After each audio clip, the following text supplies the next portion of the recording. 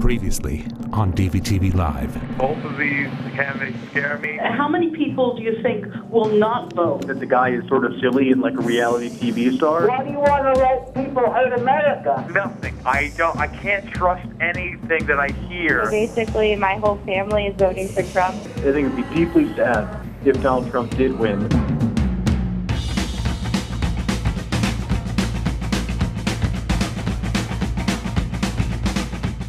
We have been told by Republicans, newscasters, and movie stars that this election year is the most momentous election of our lifetime.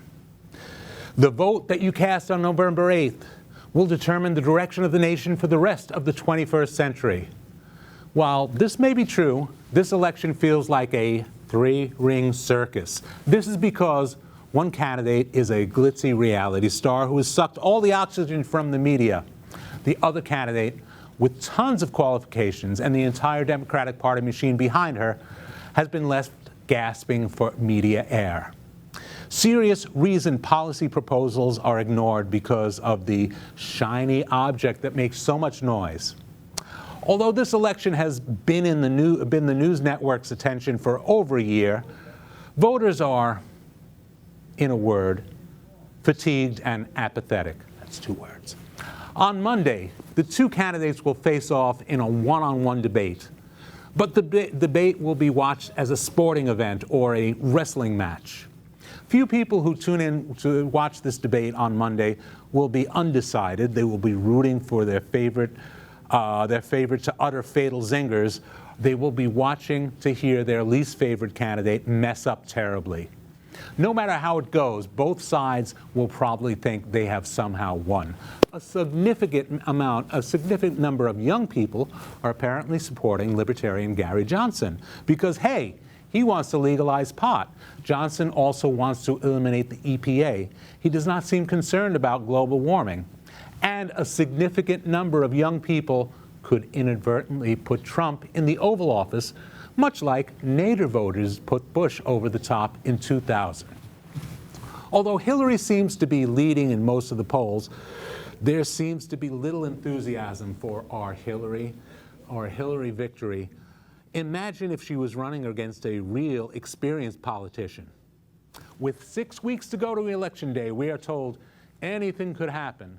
Well, several terror bombs were planted last weekend. Some of them went off. Common wisdom says that this will tilt the scales to Trump.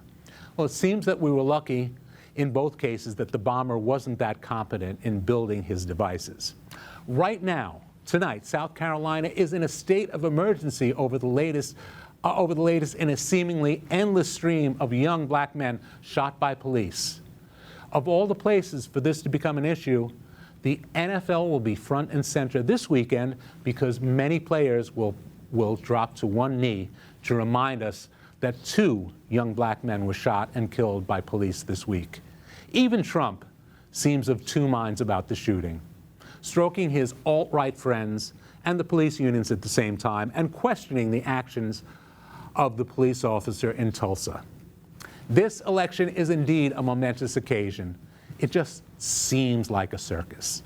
Tonight, my guest will attempt to bring some much-needed oxygen to the circus. He is a journalist, a longtime human rights crusader, and is familiar to many viewers of this network as the co-host of the long-running newscast Gay USA, seen immediately following this program. Andy Humm is here. Let me welcome Andy Humm onto the set. Hello, Andy. Rich. Good to see you again. Welcome to the studio. Thank you very much. It's great to have you here. Great to have you on the show. So, in light of all I've said, and I don't know how you feel about me calling this whole electoral process a circus, but I want to ask you a question. Are we doomed?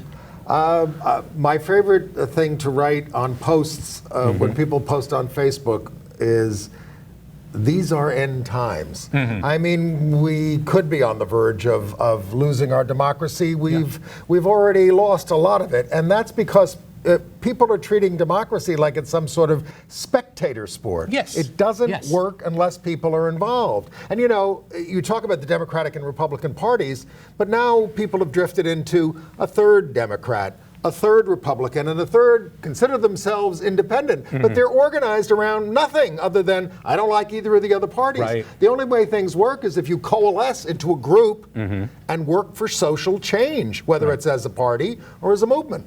Well, I was going to ask you about that. Now, with the Republican Party so shredded over Trump over the past year, do you think there's a chance for a third party, and would that be a good thing? Well, not this year for a third not this party year, to win. obviously not. Not in the next 6 weeks. What's the best in a 4 third years. party has ever done? I mean, a guy like Teddy Roosevelt, who had already been president, the Bull Moose Party, he did, but he lost when he ran his third party.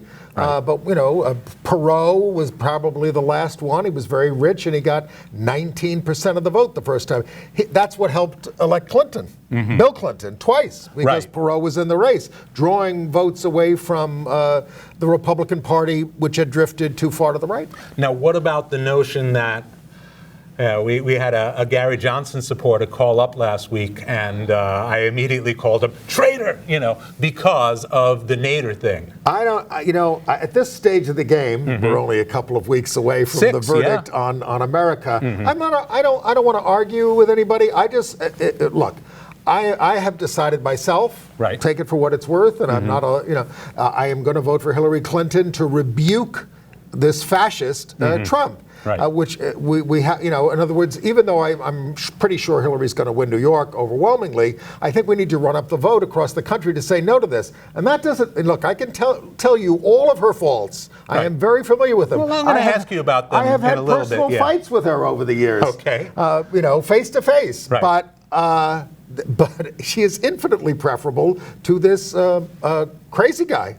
For a lot of reasons, for a whole slew of And that doesn't reasons. mean things are going to be great. And I hope, for instance, I voted for Bernie in the primaries. Right. I know she adopted a lot of his positions. Right. And I hope she comes through on that, because if she doesn't deliver for the American people, if she does win, that element on the far right is going to rise up again in 2020 and do a disaster to the country. So just, when Franklin Roosevelt came in 32, he was such an advocate for people. They loved him for generations for it. They put his picture up on the wall.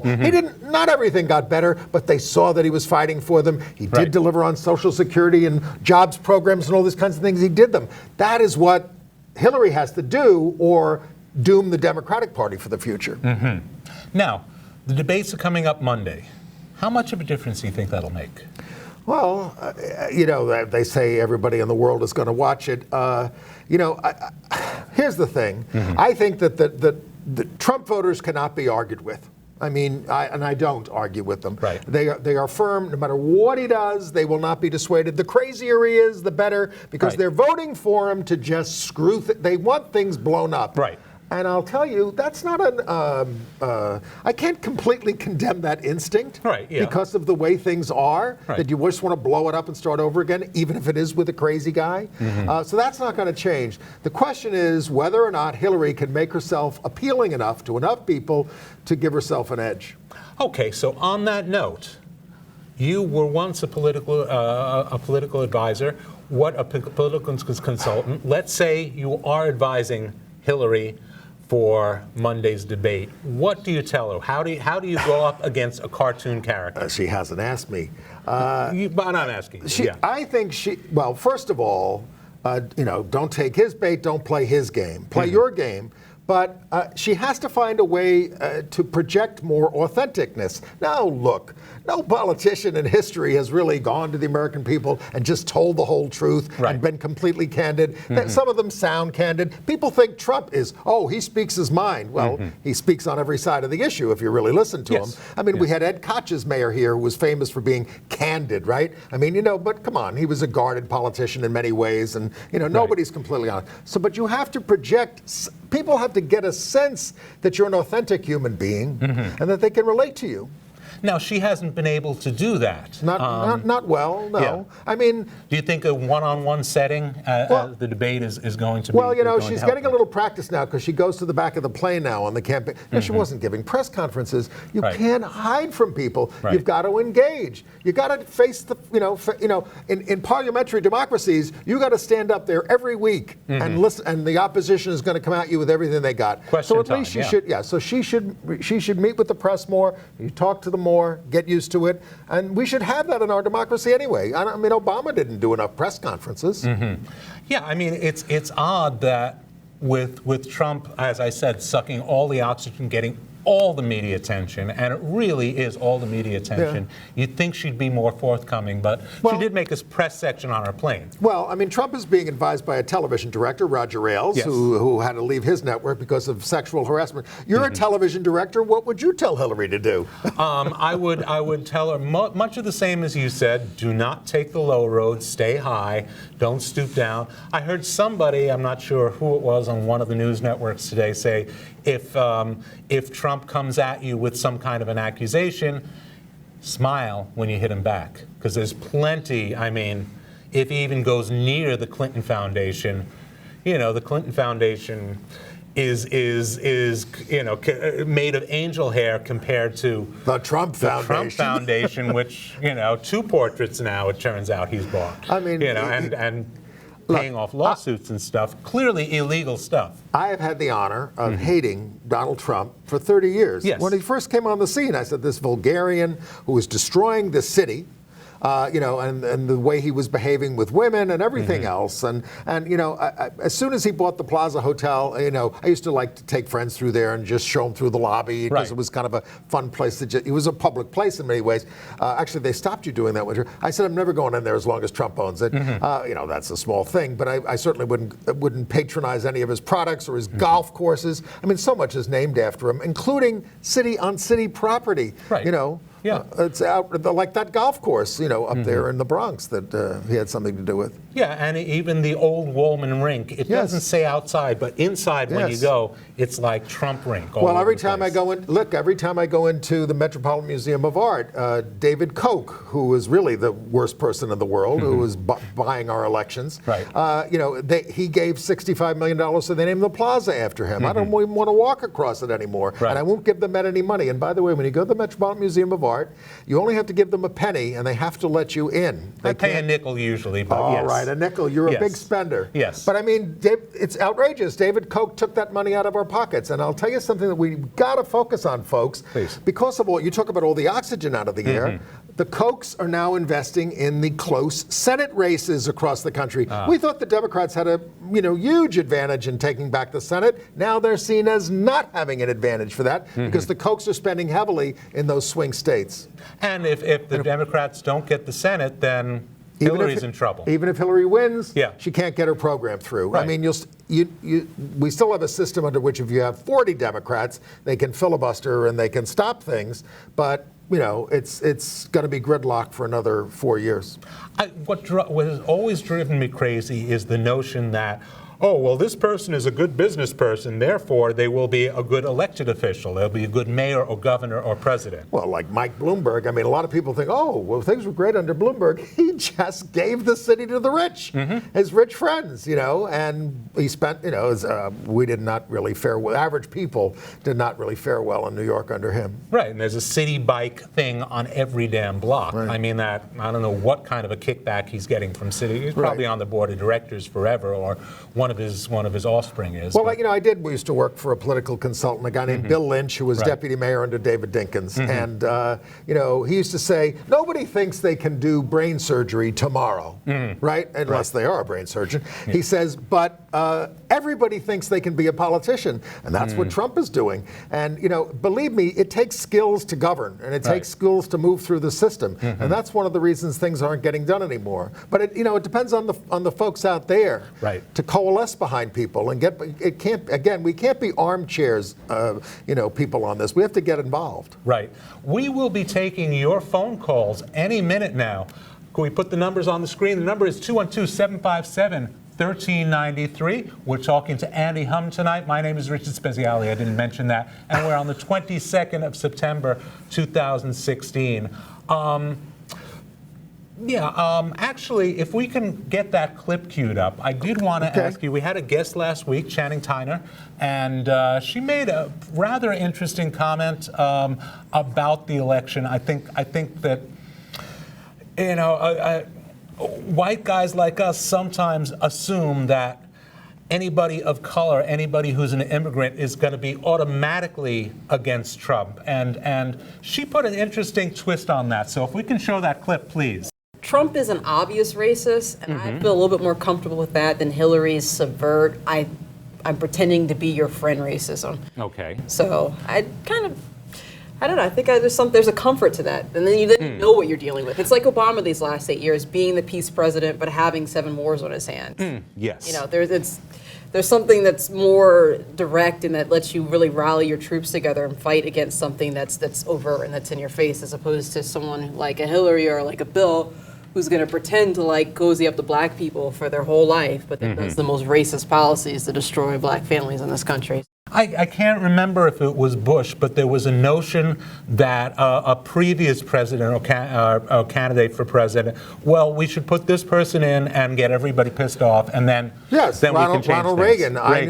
I knew a dedicated socialist, and I feel like I'm a socialist myself, but I mean a dedicated socialist who voted for Reagan. He said that will trigger the revolution in America, and all it did is hurt us a lot more. I mean, Ronald Reagan was president, presided over the neglect of the AIDS crisis, folks. There are now 35 million people in the world who have AIDS because we had an American president who ignored it while it was spreading in America because he hated gay people and he hated people of color, and he manifested in his policies. I mean, come on. Look, I mean, you know, I'm not denying that there are problems with the Democratic Party and with Hillary Clinton.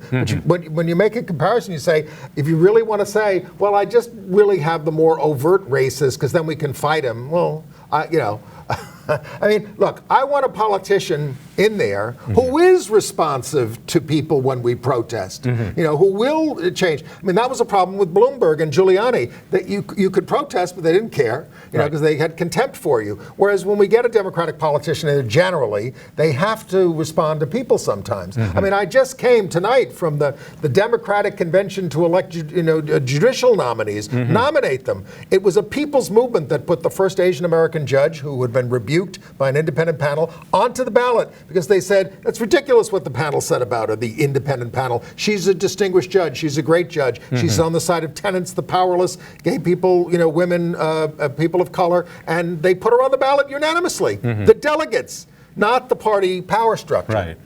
So, okay, as a gay activist, I don't think this is going to change anybody's mind, but what are your concerns about Hillary? My concerns, well, you know, she's always been slow on our issues, all right? But she's come around. She has come around. I admit it's recent, but Trump, you know, has a history of bigotry. And he has announced, folks, he is going to put judges on the Supreme Court. He has named the people that he wants to appoint. And he has said that these are people who are dedicated to overturning same-sex marriage, and one of them would like to reinstate the right of states to ban sodomy for everybody. And what you do in bed. These are the kind of judges that he's going to put it that will turn this into a religious republic.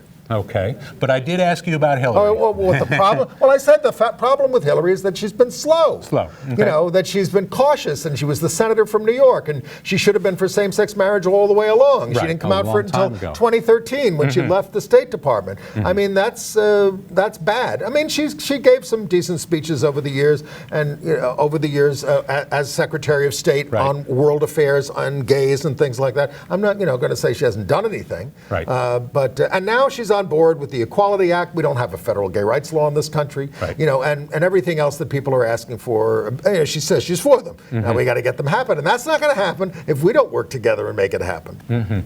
Should we take some phone calls? Sure. Let's take a phone call. Hello, caller. I believe we have one on hold. Hello, caller. You're live on dvtv tonight.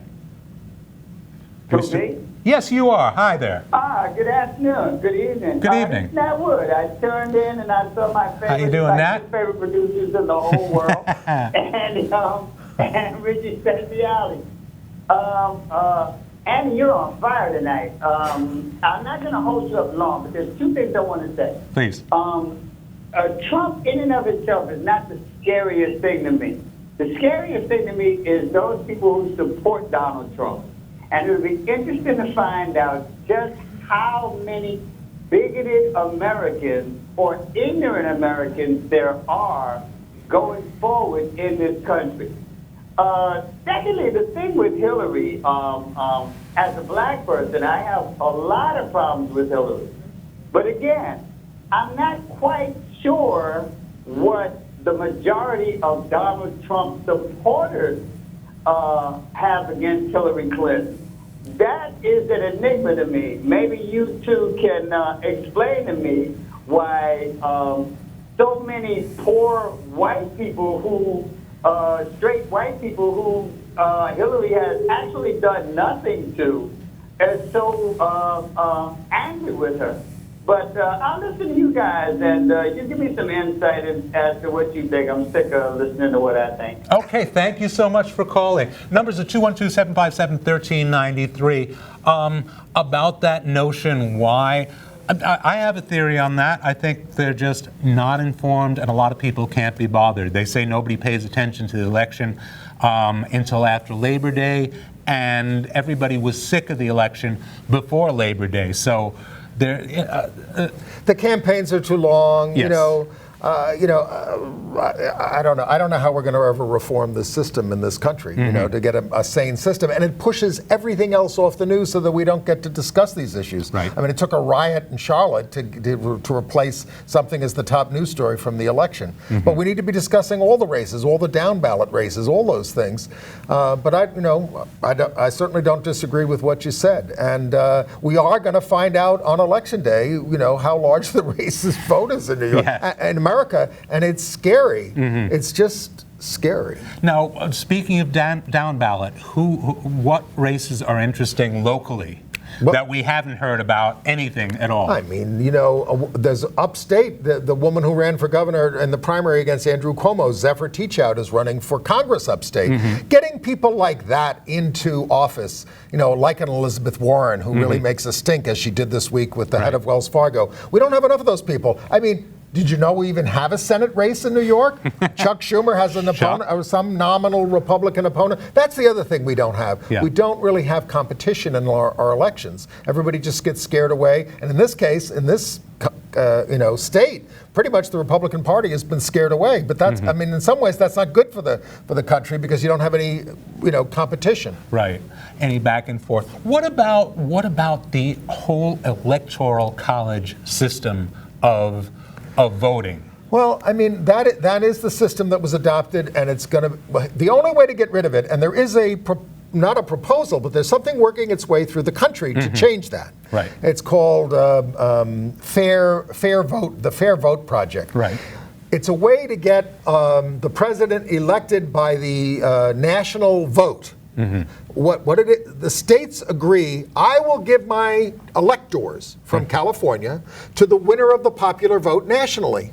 And no matter who wins in California, I will give my votes, we will give our votes to whoever wins nationally. But it only goes into effect if states totaling 270 electoral votes agree. And it's gotten to 60%. And New York and California have adopted it. But if enough states adopt that, then the winner of the popular vote will be the president. And you won't be hearing so much about Ohio, Florida, Pennsylvania. Right. That's it. You're only going to hear about 3 or 4 states from now until Election Day. Right. Yeah. And in 2000, it came down to Florida and a couple of dozen votes that weren't counted. And a national vote would cause a candidate to have to make a more national appeal, not so much of a local appeal to just a couple of states.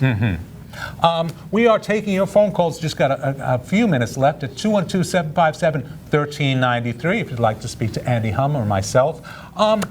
Andy, I know you've been an activist for a long time. Do you remember your first demonstration, your first letter writing campaign? I mean, when I was a kid, we did stuff for candidates, but as a gay activist, I mean, I went to the University of Virginia, of all places. I'm from Long Island. But I mean, I was kind of lonely as a gay guy, and I went to a gay student union meeting, and they couldn't elect a president because nobody wanted to run because you had to put your name on it. And I said, well, I'll do it. I mean, that's how I got started. And then, and right away, somebody was thrown out of a restaurant in Charlottesville for being gay. And, well, I said, we got to respond to that. So we put up a picket line and we got into the newspapers. And I mean, I couldn't turn back after that. I was out now. And, you know, when I got to New York, I've been doing that for many, many years. 42 years, I guess. Yeah. Now, the technology has changed so much in elections. I mean, you and I can remember when phone banks were the way to contact people. Now, nobody answers the phone anymore. Oh, that's true. Well, I mean, look, I mean, Obama did this, and I know Hillary's doing this too, and I don't think there's as much going on in the Trump campaign. Right. You identify your voters, who is really going to vote for you, and then you do call them that day. You develop a file on them, and you call them that day to get them out, and that's the way it works. Now, I don't know what's going to work this year. The other thing is the polls. The polls are so unreliable this year because there are a lot of people who are going to vote for Trump who have been on the sidelines because they didn't feel they had anybody to vote for. And then what about the intensity of, you know, Latinos who are offended by Trump, you know, because of his racist statements on African Americans? Are they going to come out in great numbers? We keep hearing that they're registering more, so we really don't know because the polls are all based on who voted in the last election. Right. But I think we're going to have a different electorate this year. What about the notion that Kellyanne Conway was pushing a couple of weeks ago, where she said, well, the polls are always skewed towards Hillary because Trump voters don't feel comfortable enough to declare it in public or declare it to strangers? There could be a great closeted Trump vote. You know, I would be very sorry to find out that that's true. Look. Trump voters, I think, they want to see the looks of the faces of people like me and anybody else who they don't like. They want to see us rebuked. They don't like the direction the country's going in. They don't like the gays, the blacks, the women, this, and they don't like the elites, you know, who have screwed up the country. And they just like the Brexit vote in Britain. They just want to say no to us and make us feel bad the way they feel bad. But I kind of think they don't even think things are really going to get better for them under Trump. They just want to make us miserable. Now, I feel like I feel like Matt Lauer, because we're down to about a minute left, and I'm going to ask you a big question. Okay. What do we do if Trump gets in? Well, I mean, you know, fight, but rebuild, build the party around better principles, you know, moving forward. I mean, try to, you know, we have to be positive about it. You know, be in opposition. I hope it gets everybody off their ass, but I hope you get off their asses now. Yes. Register to vote. You only have like days left to register to vote in New York. Vote in every election, every primary. Give yourself more power. Otherwise, you're giving more power to me. That's right. Okay. Well, look, we're just about out of time. I want to thank my guest, Andy Humm. Thanks for having me. And thanks for watching. Stay tuned to most of these MNN networks. We can see Gay USA, a fine newscast coming up at 11 o'clock. With special guest Edward Albee. Oh, Edward Albee. From 2005. Yes, an extended interview. Talking about what we were talking about just now. Well worth watching. I can vouch for that. I also want to thank, let's see who's here, Johnny Sands and Joyce and Jeannie and Adjua and Mike, who doesn't want to be named. And I want to thank you for watching. From everyone here at dvtv, good night, good news.